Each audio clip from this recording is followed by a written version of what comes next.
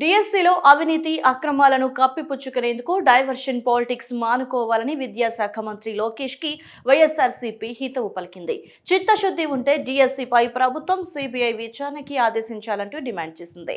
పూర్తి మెరిట్ జాబితాను విడుదల చేసి డిఎస్సి ఆశావహులకి నిజాయితీగా సమాధానం చెప్పాలే తప్ప డైవర్షన్ పాలిటిక్స్ వ్యక్తిగత దూషణలు చేస్తే సమాజం హర్షించదని హెచ్చరించింది.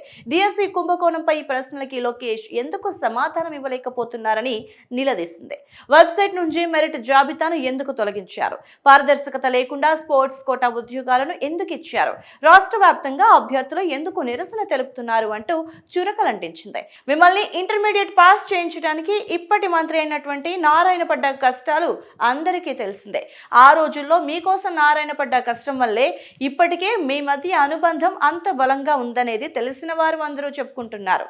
అంతేకాదు, స్టాన్ఫోర్డ్ యూనివర్సిటీ నుంచి మీరు తీసుకున్నటువంటి డిగ్రీ వెనుక ఒక పారిశ్రామికవేత్త నుంచి తీసుకున్న ముడుపుల కథ ఉందని మర్చిపోకండి. ఆ రోజుల్లో ఆ ముడుపులని మీ ఫీజుల రూపంలో చెల్లించిన వాస్తవ కథ తెలుగు ప్రజలకి ఇంకా గుర్తుంది.